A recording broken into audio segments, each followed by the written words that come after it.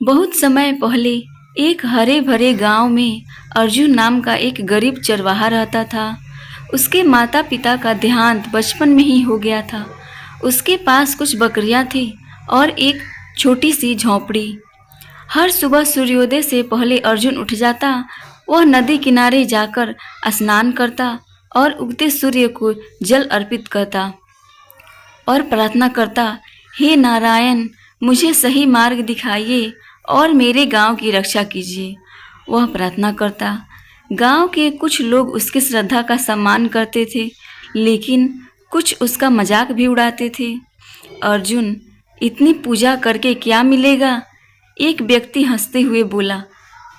अर्जुन मुस्कुराया और बोला, मुझे मन की शांति मिलती है, वही सबसे बड़ा धन है। दिन भर वह अपनी बकरियों को चराता और शाम को लौटकर उनकी देखभाल करता। एक दिन गांव में एक धनी व्यापारी आया। उसका नाम धनराज था। उसके पास बहुत धन था, लेकिन वह घमंडी था।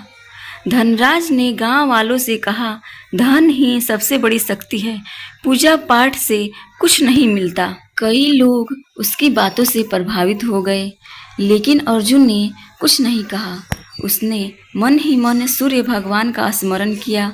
कुछ दिनों बाद गांव में बारिश बंद हो गई। तालाब सूखने लगे, खेतों की मिट्टी फटने लगी। गांव के लोग चिंतित हो गए। धनराज ने कहा, चिंता मत करो, मेरे पास अनाज का भंडार है, लेकिन जो अनाज चाहेगा उसे भारी कीमत चुकानी होगी। गरीब किसान परेशान हो गए। उधर अर्जुन रोज सूर्य भगवान से प्रार्थना करता रहा। एक सुबह जब वह जंगल की ओर जा रहा था, उसे रास्ते में एक वृद्ध साधु मिले। साधु बहुत थके हुए थे। अर्जुन ने उन्हें पानी पिलाया और भोजन का हिस्सा दे दिया, जो उसने अपने लिए ले गया था जंगल में। साधु ने प्रसन्न हुए और उन्होंने अर्जुन से पूछा, बेटे, तुम्हारे पास भोजन पहले से ही बहुत कम है, फिर भी तुमने मेरी सहायता क्यों की? अर्जुन बोला, जो कुछ भी मेरे पास है वह भगवान की कृपा है, उसमें से थोड़ा बांट देने से कमी नहीं होती। साधु मुस्कुराए। उनकी आंखों में एक अद्भुत तेज चमक रहा था। तुम्हारी परीक्षा शुरू होने वाली है पुत्र, अपने विश्वास को कभी मत छोड़ना। यह साधु अर्जुन से बोलकर इतने में वह वहाँ से अंतर्ध्यान हो गए। अर्थात साधु महाराज वहाँ से चले गए। इन शब्दों ने अर्जुन के मन में कई प्रश्न पैदा कर दिए। अगली सुबह वह हमेशा की तरह सूर्य भगवान को अर्घ्य देकर अपनी बकरियों के साथ जंगल की ओर निकल पड़ा। जंगल के बीचों बीच एक पहाड़ी थी, जहाँ गांव वाले बहुत कम थे। कहा जाता था कि वहाँ एक पुरानी गुफा है जिसमें कोई रहस्य छिपा हुआ है। अर्जुन इन बातों पर ज़्यादा ध्यान नहीं देता था, लेकिन उस दिन अचानक उसकी सबसे प्यारी बकरी गौरी पहाड़ी की उस भाग में भागते हुए चली गई। उधर मत जा, अर्जुन चिल्लाया। बकरी रुकी नहीं। मजबूरन होकर अर्जुन उसके पीछे दौड़ा। कुछ देर बाद वह एक पुरानी गुफा के सामने पहुंच गया। गुफा का द्वार बेलों और झाड़ियों से ढका हुआ था। अंदर से ठंडी हवा आ रही थी। अर्जुन थोड़ा घबराया, फिर उसे सूर्य भगवान का नाम लिया और अंदर चला गया। गुफा में अंधेरा था। अचानक उसे वहाँ पर एक चमक दिखाई दी। वह पास गया तो देखा कि वहाँ सूर्य का एक प्राचीन चिन्ह बना हुआ था। उस चिन्ह से हल्का सुनहरा प्रकाश निकल रहा था। अर्जुन आश्चर्यचकित रह गया। उसी समय उसे पीछे से किसी के कदमों की आहट सुनाई दी। वह पलटा, लेकिन वहाँ कोई नहीं था। कुछ क्षण बाद एक गंभीर आवाज़ गूंजी, जिसका मन शुद्ध है वही इस स्थान का रहस्य जान सकता है। अर्जुन डर गया, लेकिन उसने साहस नहीं खोया। उसने हाथ जोड़कर कहा, यदि यह सूर्य भगवान की इच्छा है तो सत्य का मार्ग जानना चाहता हूँ मैं। जैसे ही उसने यह कहा, गुफा की दीवार का एक हिस्सा खुल गया। अंदर एक पत्थर का प्राचीन पात्र रखा था। उस पर लिखा था, धन नहीं, धर्म सबसे बड़ा खजाना है। अर्जुन ने उस पात्र को हाथ नहीं लगाया, उसने केवल प्रणाम किया। उसी समय गुफा फिर से बंद हो गई। अर्जुन समझ गया कि यह कोई साधारण स्थान नहीं है। वह चुपचाप वापस गांव लौट आया। उधर गांव में सूखा और बढ़ चुका था। लोगों के पास भोजन कम होता जा रहा था, लेकिन धनराज अपने गोदाम में अनाज छिपाकर बैठा था। वह गरीबों को ऊंचे दाम पर अनाज बेच रहा था। एक दिन गांव के बुजुर्ग उसके पास गए और धनराज से कहा, धनराज जी, दाम कम कर दीजिए, लोग भूखे हैं। धनराज हंस पड़ा और कहा, व्यापार में दया नहीं, लाभ देखा जाता है। यह सुनकर सभी दुखी हो गए। अर्जुन को जब यह बात पता चली तो उसने अपने पास बचा हुआ थोड़ा सा अनाज भी जरूरतमंद परिवारों को बांट दिया। अब उसके पास खुद के लिए भी बहुत कम बचा था भोजन। फिर भी उसके चेहरे पर चिंता नहीं थी। उसका विश्वास पहले से भी मजबूत हो चुका था। उसी रात उसे फिर वही साधु अपने सपने में दिखाई दिए। साधु बोले, पुत्र, पहली परीक्षा में तुम सफल हुए हो। अर्जुन ने पूछा, महाराज, कौन सी परीक्षा? साधु मुस्कुराए। गुफा में रखा पात्र सोने और रत्नों से भरा था, लेकिन तुमने उसे पाने का लोभ नहीं किया। अर्जुन चौंक गया और कहा, क्या वह सचमुच खजाना था? साधु ने कहा, हाँ, लेकिन उससे भी बड़ा खजाना तुम्हारा हृदय की पवित्रता है। यह कहकर साधु अदृश्य हो गए। अर्जुन की आंख खुल गई। उसका मन भक्ति से भर गया। उसे महसूस हुआ कि सूर्य भगवान उसकी हर परीक्षा देख रहे हैं, लेकिन उसे यह पता नहीं था कि आगे आने वाली परीक्षा उससे भी कठिन होने वाली है। रात के सपने के बाद अर्जुन का विश्वास और भी मजबूत हो गया था। उसे समझ आ गया था कि जीवन में सबसे बड़ा धन सोना चांदी नहीं, बल्कि सच्चाई और भक्ति है। लेकिन गांव की स्थिति दिन प्रतिदिन खराब होती जा रही थी। तालाब लगभग सूख चुके थे, खेत बंजर हो गए थे, पशुओं के लिए चारा भी कम पड़ने लगा था। गांव के लोग परेशान होकर इधर उधर मदद की तलाश कर रहे थे। उधर धनराज अपनी चालें चल रहा था। उसने अपने गोदाम में अनाज भर रखा था और गरीबों से ऊंची कीमत वसूल कर रहा था। एक दिन गांव के एक वृद्ध महिला धनराज के पास पहुंची और धनराज से कहने लगी, बेटा, मेरे पास पैसे नहीं हैं, थोड़ा अनाज दे दो। धनराज ने कठोर स्वर में कहा, बिना पैसे के कुछ नहीं मिलेगा। बेचारी वह बूढ़ी महिला खाली हाथ लौट आई धनराज के पास से। जब यह बात अर्जुन तक पहुंची, उसने अपने घर में बचा हुआ थोड़ा सा आटा उस बूढ़ी महिला को दे दिया। अब उसके पास लगभग कुछ भी नहीं बचा था, लेकिन उसके चेहरे पर वही शांति थी।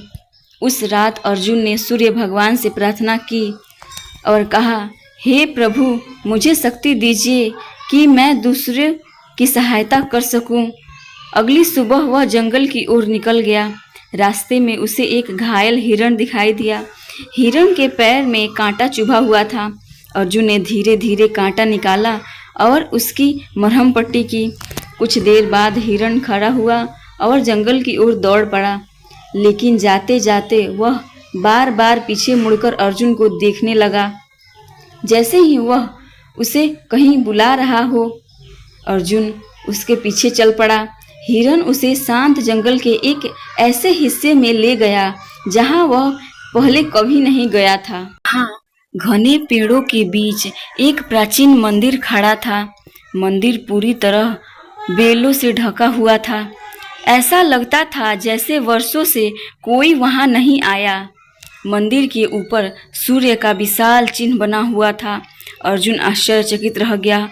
उसे मंदिर में प्रवेश किया। अंदर एक पुरानी सूर्य भगवान की प्रतिमा थी। प्रतिमा पर धूल जमी हुई थी। अर्जुन ने श्रद्धा से सफाई शुरू कर दी। जैसे ही उसने प्रतिमा को साफ किया, मंदिर के भीतर एक हल्की सुनहरी रोशनी फैल गई। अचानक एक शिलालेख चमकने लगा। उस पर लिखा था, जब मनुष्य स्वार्थ छोड़कर सेवा करेगा, तब सूर्य की कृपा धरती से फिर हरी भरी होगी धरती। अर्जुन उस संदेश को ध्यान से पढ़ने लगा। उसी समय मंदिर के पीछे से एक धीमी आवाज सुनाई पड़ी। अर्जुन ने मुड़कर देखा तो वहां एक बुजुर्ग पुजारी खड़े थे। उन्होंने कहा, पुत्र, मैं वर्षों से इस मंदिर की रक्षा कर रहा हूँ। बहुत कम लोग यहाँ तक पहुँच पाते हैं। अर्जुन ने पुजारी को प्रणाम किया और पुजारी बोले, सूर्य भगवान तुम्हारी परीक्षा ले रहे हैं, अभी दूसरी परीक्षा बाकी है। अर्जुन ने बोला, कौन सी परीक्षा? पुजारी ने उत्तर दिया, जब तुम्हारे सामने अपना लाभ और दूसरों का भला इनमें से एक चुनना होगा, तब तुम्हारा निर्णय ही तुम्हारी असली पहचान बताएगा। यह कहकर पुजारी मुस्कुरा दिए। अर्जुन मंदिर से बाहर निकला। वापसी के रास्ते में उसे एक छोटा सा थैली मिली। उसमें सोने के कई सिक्के थे। उसके मन में विचार आया, इन सिक्कों से मैं अपनी सारी परेशानियां दूर कर सकता हूँ। लेकिन अगले ही क्षण उसे पुजारी की बात याद आई। वह सिक्कों की थैली लेकर गांव पहुंचा। पूछताछ करने पर पता चला कि वह थैली एक गरीब व्यापारी की थी, जो रोते रोते उसे खोज रहा था। अर्जुन ने बिना देर किए थैली उसे लौटा दी। व्यापारी की आंखों में आंसू आ गए और व्यापारी ने अर्जुन से कहा, बेटा, तुम चाहते तो यह धन रख सकते थे। अर्जुन मुस्कुराकर कहा, जो मेरा नहीं है उसे रखने से सुख नहीं मिलता। उसी रात आसमान में बादल दिखाई देने लगे। कई महीनों बाद पहली बार ठंडी हवा चली। गांव वाले खुश हो गए, लेकिन धनराज यह सब देखकर परेशान हो उठा। उसे डर था कि यदि गांव की हालत सुधर गई तो उसका लालच और प्रभाव खत्म हो जाएगा। उसने मन ही मन एक योजना बनाई। अर्जुन के खिलाफ साजिश करने लगा। सूर्य मंदिर से लौटने के बाद अर्जुन का मन पहले से भी अधिक शांत था। उसे विश्वास था कि सूर्य भगवान हर कदम पर उसका मार्गदर्शन कर रहे हैं। उधर गांव में लोगों का विश्वास अर्जुन पर बढ़ने लगा था। लोग कहने लगे थे कि अर्जुन के आने के बाद जैसे आशा लौट आई है। लेकिन यह बात धनराज को बिल्कुल पसंद नहीं आई। उसे लगा कि अगर गांव वाले अर्जुन की बात सुनने लगे तो उसका प्रभाव कम हो जाएगा। एक रात धनराज ने अपने 2 नौकरों को बुलाया और कहा, मुझे अर्जुन को बदनाम करना है। लेकिन नौकरों ने कहा, मालिक, वह तो बहुत अच्छा इंसान है। एक नौकर बोला। धनराज ने गुस्से में चिल्लाया। धनराज कहने लगा, अच्छा इंसान होने से क्या होता है? लोग सिर्फ अर्जुन की ही सुन रहे हैं। धनराज ने फिर अपनी एक चाल चली। अगले दिन गांव के मंदिर का दान पात्र गायब करवा दिया। गांव में जब यह समाचार फैला तो हड़कंप मच गया। सभी लोग मंदिर के पास इकट्ठा हो गए। उसी समय धनराज आगे आया और कहने लगा, मैंने कल रात अर्जुन को मंदिर के पास देखा था। उसने झूठ बोला था। गांव वालों से लोग हैरान रह गए। क्या अर्जुन ऐसा कर सकता है? कुछ लोग बोले, नहीं, यह संभव नहीं है, यह असंभव है। लेकिन कुछ लोग शक करने लगे। गांव के मुखिया ने अर्जुन को बुलाया। अर्जुन से कहने लगे, अर्जुन, सच बताओ, क्या तुम मंदिर गए थे कल रात को? अर्जुन ने शांत स्वर में कहा, हाँ, मैं मंदिर गया था, लेकिन मैंने कुछ नहीं लिया है। धनराज तुरंत बोला, देखा, इसे खुद मान लिया कि हाँ, यह मंदिर गया था। गांव वालों ने फुसफुसाहट शुरू कर दी। अर्जुन ने सूर्य भगवान का स्मरण किया और चुप रहा। उसे पता था कि एक दिन यह सत्य सामने आएगा। मुखिया ने कहा, जब तक सच्चाई पता नहीं चलती तुम गांव के फैसलों से दूर रहोगे। यह सुनकर अर्जुन को दुख हुआ, लेकिन उसने किसी से बहस नहीं की। वह अपनी झोपड़ी में लौट आया। उस रात उसने भोजन भी नहीं किया। वह केवल सूर्य भगवान के सामने दीप जलाकर बैठ गया और कहने लगा, हे प्रभु, यदि यह भी मेरी परीक्षा है तो मुझे धैर्य दीजिए। उसने प्रार्थना की। उसी समय बाहर तेज हवा चलने लगी। आकाश में बादल गरजने लगे। अचानक उसकी झोपड़ी के सामने एक बूढ़ा साधु प्रकट हुआ, जिनसे वह पहले मिल चुका था। अर्जुन ने तुरंत उस साधु के चरण छुए और साधु मुस्कुराकर कहे, पुत्र, सत्य का मार्ग आसान नहीं होता। अर्जुन ने उनसे कहा, लेकिन महाराज, लोग मुझ पर विश्वास क्यों नहीं कर रहे हैं? साधु बोले, जब सोना आग में तपता है तभी उसकी शुद्धता सिद्ध होती है। तुम्हारी भी परीक्षा चल रही है। फिर उन्होंने अर्जुन को एक रहस्यमयी बात बताई और कहा, कल सूर्योदय के समय पुराने बरगद के पेड़ के पास आ जाना, वहाँ तुम्हें एक संकेत मिलेगा। यह कहकर साधु अदृश्य हो गए। अगली सुबह अर्जुन सूर्योदय से पूर्व उठ गया। उसने सूर्य भगवान को अर्घ्य दिया और बरगद के पेड़ की ओर चल पड़ा।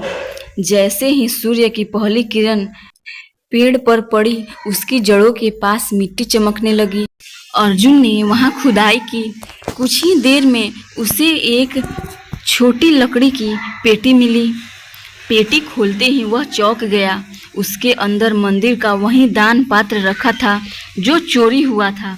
अर्जुन समझ गया कि किसी ने उसे फंसाने की कोशिश की है, लेकिन असली चोर कौन था और वह दान पात्र यहाँ कैसे पहुँचाया? इन सवालों का जवाब अभी भी अर्जुन के मन में चल रहा था। बरगद के पेड़ के नीचे से मंदिर का दान पात्र मिलने के बाद अर्जुन गहरी सोच में पड़ गया। वह समझ गया था कि किसी ने उसे बदनाम करने की योजना बनाई है, लेकिन उसने तुरंत किसी पर आरोप नहीं लगाया। उसने दान पात्र उठाया और सीधे गांव के मुखिया के घर पहुंच गया। मुखिया और गांव के कई लोग वहां मौजूद थे। अर्जुन ने शांत स्वर में कहा, मुझे यह दान पात्र बरगद के पेड़ के जड़ों के नीचे मिला। सब लोग हैरान रह गए और कहने लगे, क्या सचमुच? मुखिया ने अर्जुन से पूछा। अर्जुन ने पूरी बात बता दी। गांव वालों के मन में संदेह बढ़ने लगा। उसी समय धनराज भी वहां आ पहुंचा। दान पात्र को देखकर उसके चेहरे का रंग उड़ गया, लेकिन उसने खुद को संभाल लिया और नाटक करने लगा कि जैसे उसे पता ही नहीं, और कहने लगा कि क्या इसका मतलब अर्जुन निर्दोष है? उसने यह कहा, लेकिन तभी भीड़ में खड़ा धनराज का एक नौकर कांपने लगा। उसके चेहरे पर डर साफ दिखाई दे रहा था। मुखिया ने पूछा, तुम इतने घबराए हुए क्यों हो? नौकर और डर गया। कुछ देर बाद वह रो पड़ा और कहने लगा, मुझे माफ़ कर दीजिए, मैंने ही दान पात्र चुराया था। पूरा गांव स्तंभ रह गया और कहने लगा, क्या? कई लोग एक साथ चिल्लाए। नौकर ने सिर झुका लिया और कहने लगा, मुझे यह काम धनराज ने कहने को कहा था। उसने कहा था कि दान पात्र छिपा दो और दोष अर्जुन पर लगा दो। यह सुनते ही पूरे गांव में सन्नाटा छा गया। कभी वह धनराज अब नजरें मिलाने के लायक नहीं बचा। सभी की नजरें धनराज पर टिक गई। धनराज घबरा गया। यह झूठ बोल रहा है, यह चिल्ला चिल्ला कर सभी लोगों से कहने लगा। लेकिन धनराज के नौकर ने सारी सच्चाई बता दी। अब कोई भी धनराज की बात मानने को तैयार नहीं था। मुखिया ने कठोर स्वर में कहा, धनराज, तुमने पूरे गांव को धोखा दिया है। गांव वालों को अपनी गलती का एहसास हुआ। उन्होंने अर्जुन के पास आए और अर्जुन से माफ़ी मांगी। हमें क्षमा कर दो, हमने तुम पर शक किया। अर्जुन मुस्कुरा कर कहने लगा, मैंने किसी से मन में बैर नहीं रखा। उसकी विनम्रता देखकर सभी भावुक हो गए। लेकिन सूर्य भगवान की परीक्षाएं अभी समाप्त नहीं हुई थी। उस रात अर्जुन को फिर एक स्वप्न आया। स्वप्न में वही प्राचीन सूर्य मंदिर दिखाई दिया। मंदिर के भीतर से एक दिव्य प्रकाश निकल रहा था और एक गंभीर स्वर गूंजा, पुत्र अर्जुन, सत्य की परीक्षा तुमने पार कर ली है। अब सेवा की परीक्षा शेष है। अर्जुन ने पूछा, प्रभु, मुझे क्या करना होगा? शांत स्वर में बोला, कल तुम्हारे सामने एक ऐसा अवसर आएगा जहां तुम्हें अपने सुख और पूरे गांव के कल्याण में से एक को चुनना होगा। सुबह होते ही अर्जुन की आंख खुल गई। वह सोच में पड़ गया। दिन चढ़ते चढ़ते गांव में एक नई खबर फैल गई। पहाड़ी के पास एक पुराना जल स्रोत मिलने की संभावना थी। यदि वह जल स्रोत मिल जाता तो पूरे गांव की पानी का समस्या समाप्त हो सकती थी। लेकिन उसे खोजने के लिए कई दिनों की कठिन यात्रा करनी पड़ती। और रास्ता बेहद खतरनाक था। गांव के लोग डर रहे थे। तब अर्जुन आगे आया और कहने लगा, मैं जाऊंगा। उसने कहा, लेकिन यह बहुत खतरनाक है, मुखिया बोले। अर्जुन ने उत्तर दिया, यदि इससे पूरे गांव का भला हो सकता है तो मुझे अवश्य जाना चाहिए। उसकी बात सुनकर सभी की आंखों में सम्मान भर गया अर्जुन के लिए। उधर धनराज अकेला बैठा था। उसके मन में पहली बार पश्चाताप की भावना जागी। उसे एहसास होने लगा कि लालच उसे कितना नीचे गिरा देता, लेकिन अभी उसके परिवर्तन का कहानी शुरू नहीं हुआ था। तो अर्जुन ने पूरे गांव के सामने जल स्रोत की खोज पर जाने का निर्णय ले लिया। तो पूरा गांव वालों ने उसे रोकने की बहुत कोशिश की कि रास्ता खतरनाक है, वहाँ जंगली जानवर है। कई लोग गए लेकिन लौट कर नहीं आए। लेकिन अर्जुन का निश्चय अटल था। उसने कहा, यदि मेरी छोटी सी कोशिश से पूरे गांव का भला हो सकता है तो मुझे अवश्य जाना चाहिए। अगली सुबह सूर्योदय से पहले पूरा गांव उसे विदा करने के लिए इकट्ठा हुआ। अर्जुन ने सूर्य भगवान को अर्घ्य दिया और यात्रा पर निकल पड़ा। उसके पास केवल एक लाठी, थोड़ा भोजन और अटूट विश्वास था। पहला दिन शांति से बीत गया, लेकिन दूसरे दिन पहाड़ों का रास्ता कठिन होने लगा। तेज धूप, ऊंची चट्टानें और संकरे रास्ते उसके साहस की परीक्षा ले रहे थे। शाम होते होते वह एक घने जंगल में पहुंच गया। अचानक उसे झाड़ियों में हलचल सुनाई दी। वह सावधान हो गया, लेकिन सामने एक विशाल शेर नहीं बल्कि एक बूढ़ा घायल हिरन निकला। हिरन के पैर में चोट लगी थी।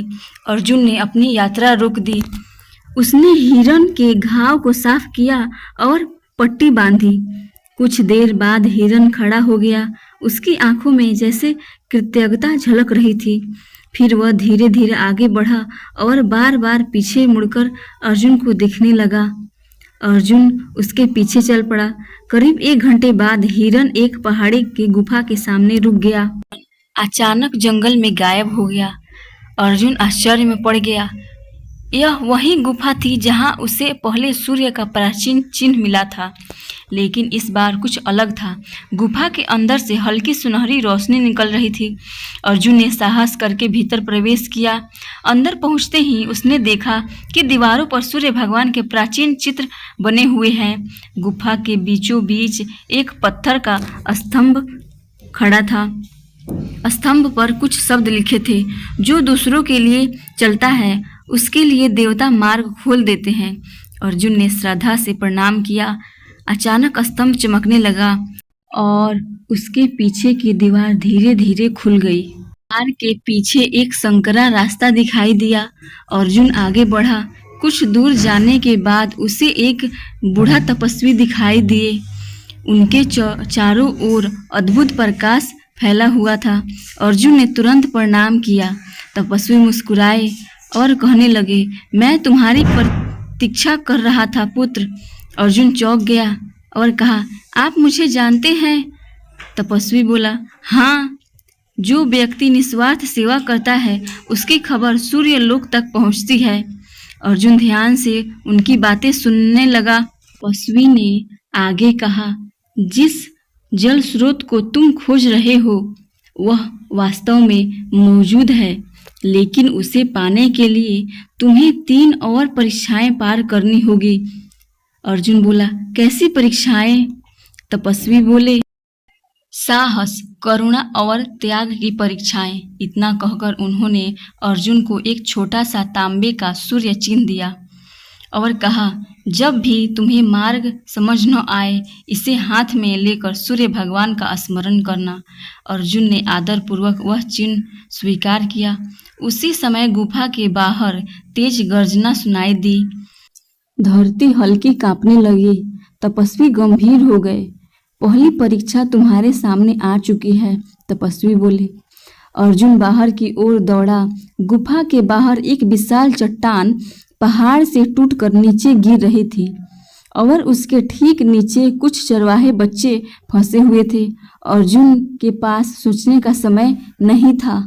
उसे तुरंत निर्णय लेना था। यहीं से उसकी साहस की सबसे बड़ी परीक्षा शुरू होने वाली थी। अर्जुन ने बिना एक पल गंवाए उनकी ओर दौड़ा।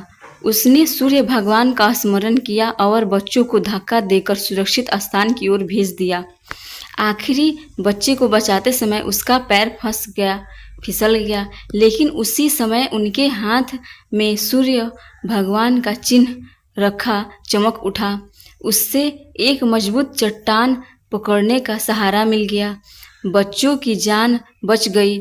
दूर खड़े तपस्वी मुस्कुराए। साहस की पहली परीक्षा पूरी हुई। आगे बढ़ते हुए अर्जुन एक सूखे जंगल में पहुंचा। वहां उसे एक घायल पंछी मिला। वह बहुत कमजोर था। जल स्रोत की खोज जरूरी थी, लेकिन अर्जुन ने अपना समय पंछी की सेवा में लगाया। उसने उसे पानी पिलाया और सुरक्षित स्थान पर पहुंचाया। तभी आकाश में प्रकाश फैला। एक दिव्य स्वर सुनाई दिया, जो छोटे जीवों पर दया करता है वह भगवान के निकट पहुंचता है। करुणा की परीक्षा भी पूरी हो गई। कुछ दूर जाने पर अर्जुन को एक गुफा मिली। अंदर सोने चांदी और रत्नों का ढेर था। एक आवाज आई, यह सब तुम्हारा हो सकता है। लेकिन अर्जुन बोला, मुझे अपने गांव के लिए पानी चाहिए, धन नहीं। जैसे ही उसने यह कहा, सारा खजाना गायब हो गया। उसकी जगह एक नक्शा प्रकट हुआ। नक्शे में जल स्रोत का मार्ग बना था। नक्शे के सहारे अर्जुन पहाड़ की चोटी तक पहुंचा। वहां एक प्राचीन सूर्य कुंड था, लेकिन उसका मार्ग विशाल पत्थरों से बंद था। एक शिलालेख पर लिखा था, सच्चे सेवक के स्पर्श से मार्ग खुलेगा। अर्जुन ने श्रद्धा से प्रणाम किया। तुरंत पत्थर हटने लगे। अंदर से निर्मल जल बह निकला। सदियों पुराना जल स्रोत फिर जाग उठा। अर्जुन गांव लौटने लगा। उधर गांव में पानी की समस्या और बढ़ गई थी। लोग निराश थे। धनराज भी पहली बार लोगों की पीड़ा देखकर बेचैन होने लगा। उसे अपने पुराने कर्म याद आने लगे। उसी रात उसे सपना आया, जिसमें एक तेजस्वी प्रकाश ने कहा, धन से नहीं सेवा से सम्मान मिलता है। सुबह धनराज ने पहली बार अपने गोदाम गरीबों के लिए खोल दिए। लोग आश्चर्यचकित रह गए। उसने कहा, मैंने बहुत गलतियां की है। कुछ लोगों ने उस पर विश्वास नहीं किया, लेकिन उसके मन में सचमुच परिवर्तन शुरू हो चुका था। कई दिनों की यात्रा के बाद अर्जुन गांव लौटा। उसके जल स्रोत का रहस्य बताया उसने पूरे गांव को। पूरा गांव खुशी से झूम उठा। सभी लोग उसके साथ खड़े होने लगे और सभी लोग उसके साथ पहाड़ी की ओर चल पड़े। जब गांव वाले वहां पहुंचे तो उन्होंने निर्मल जल बहते देखा। सभी की आंखों में खुशी के आंसू आ गए। सूखे खेतों में फिर जीवन लौटने की उम्मीद जाग गई। गांव वालों ने सूर्य भगवान के जयकारे लगाए। लेकिन उसी रात भयंकर तूफान आया। पहाड़ का एक हिस्सा टूटने लगा। जल स्रोत फिर बंद होने का खतरा पैदा हो गया। अर्जुन ने गांव वालों को सुरक्षित स्थान पर पहुंचाया और खुद जल स्रोत की रक्षा के लिए आगे बढ़ा। तूफान के बीच अर्जुन ने सूर्य भगवान का स्मरण किया। आकाश में अद्भुत प्रकाश फैला। तूफान धीरे धीरे शांत होने लगा। जल स्रोत सुरक्षित बच गया। गांव वाले इसे चमत्कार मानने लगे। उस रात अर्जुन को स्वप्न में सूर्य भगवान के दिव्य दर्शन हुए। उन्होंने कहा, पुत्र, तुम्हारी भक्ति, सेवा और त्याग ने हमें प्रसन्न किया है। अर्जुन भाव विभोर होकर उनके चरणों में झुक गया। अगले दिन काले बादल छा गए। महीनों बाद पहली बार वर्षा हुई। अर्जुन का सूखा पड़ा गांव फिर से हरा भरा होने लगा। खेत में हरियाली छा गई। खेतों में नई फसल उगने लगी। अब गांव में कोई भूखा नहीं सोता था। लोग एक दूसरे की सहायता करने लगे।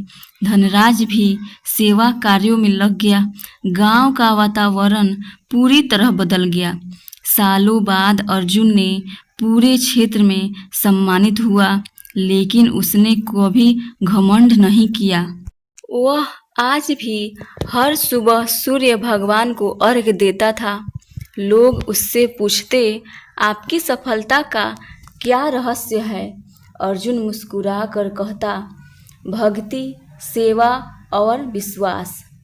और तभी उगते सूर्य की किरणें पूरे गांव को सुनहरे प्रकाश से भर देती।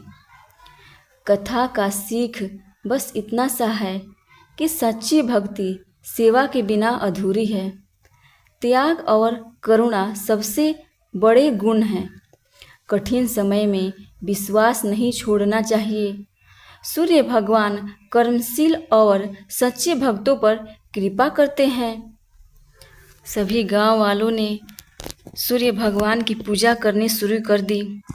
जय सूर्य नारायण भगवान, जय आदित्य देव। आपने इस कथा को पूरा सुना, उसके लिए आपको बहुत बहुत धन्यवाद। जब आप सूर्य भगवान को अर्घ्य देते हैं तो उस समय आपको एक चमत्कारी मंत्र का उच्चारण करना चाहिए 3 बार। वो मंत्र मैं आपको आज इस वीडियो में बताती हूँ। चलिए जानते हैं। पहला मंत्र है ओम ह्रीं सूर्याय नमः। दूसरा मंत्र है ओम घृणी सूर्याय नमः। तीसरा मंत्र ओम भास्कराय नमः। जय सूर्य देवता।